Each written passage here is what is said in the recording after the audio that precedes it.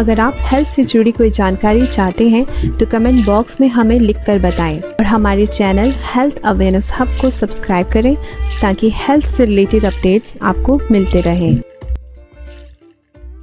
Artificial sweeteners की history की बात करें तो ये काफ़ी कंट्रोवर्शियल है।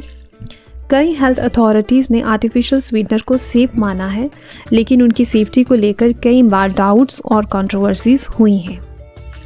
1981 में सैकरिन आर्टिफिशियल स्वीटनर को यूएस नेशनल टॉक्सिकोलॉजी प्रोग्राम की रिपोर्ट ने कार्सिनोजेन बताया था।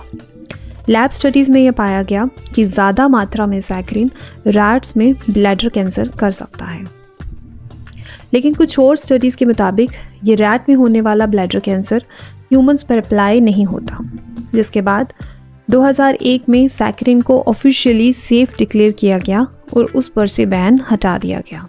इस बात को सपोर्ट करते हुए 2011 की एक रिपोर्ट के मुताबिक सैकरिन आर्टिफिशियल स्वीटनर को ह्यूमंस में कैंसर करने के लिए रोज़ाना किसी भी इंसान को 24 लीटर डाइट सोडा लेने की ज़रूरत है, जो कि प्रैक्टिकल पॉसिबल नहीं है। इसके बाद 2023 में एस्पार्टेम आर्टिफिशियल स्वीटनर, जो डाइट सोडाज और शुगर फ्री च्युइंगम्स में इस्तेमाल किया जाता है, इसे international agency for research on cancer के ग्रुप 2B में कैटेगराइज करते हुए कैंसर के साथ जोड़ा गया।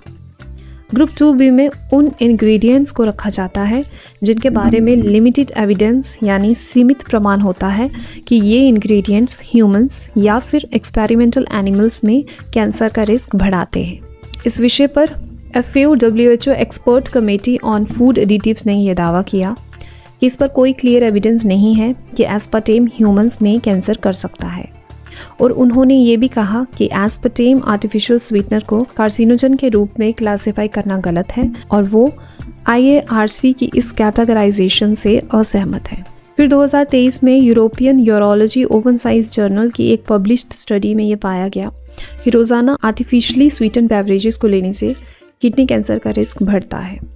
कुछ स्टडीज़ ये भी सजेस्ट करती हैं कि आर्टिफिशियल स्वीटनर्स गट बैक्टीरिया के साथ इंटरफेयर करते हैं और ओबेसिटी, डायबिटीज़ और कार्डियोवैस्कुलर डिजीज़ के रिस्क को बढ़ाते हैं। आर्टिफिशियल स्वीटनर्स सेफ हैं या नहीं, इस पर बात करते हुए साइंटिफिक स्टडीज़ का कहना है कि आर्टिफिशियल स्वीटनर्स को 2 साल से छोटे बच्चों को ना दें, और जिन लोगों को फेनाइल कीटोन यूरिया की समस्या हो उन्हें एस्पार्टेम और नियोटेम जैसे आर्टिफिशियल स्वीटनर से बचना चाहिए।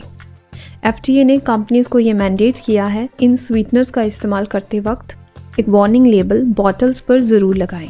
ये कहना मुश्किल है कि आर्टिफिशियल स्वीटनर्स इंसान की सेहत के लिए बिल्कुल सुरक्षित हैं, क्योंकि लंबे समय तक आर्टिफिशियल स्वीटनर्स का इस्तेमाल सेहत पर क्या असर डालेगा, इस पर रिसर्च कम है। हालांकि हेल्थ एजेंसीज जैसे FDA आर्टिफिशियल स्वीटनर्स के इस्तेमाल को सुरक्षित मानते हैं, फिर भी कई ऐसी रीसेंट रिपोर्ट्स और स्टडीज़ हैं जो कुछ और ही दावा करती हैं। आर्टिफिशियल स्वीटनर्स रोज़ाना इस्तेमाल होने वाली कई चीज़ों में पाए जाते हैं, जिस वजह से हम रोज़ाना आर्टिफिशियल स्वीटनर्स के संपर्क में आते हैं।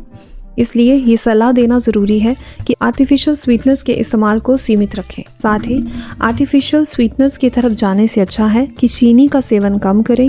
रोज़ाना एक्सरसाइज और डाइट में फाइबर का इस्तेमाल एक अच्छा विचार है। अगर आपको हमारे वीडियोस पसंद आते हैं या फिर आप हेल्थ अवेयरनेस फैमिली का हिस्सा बनना चाहते हैं तो हमारे वीडियोस को लाइक और शेयर ज़रूर करें और हमारे चैनल हेल्थ अवेयरनेस हब को सब्सक्राइब भी करें। तो चलिए मिलते हैं अगली वीडियो में कुछ नई इन्फॉर्मेशन के साथ।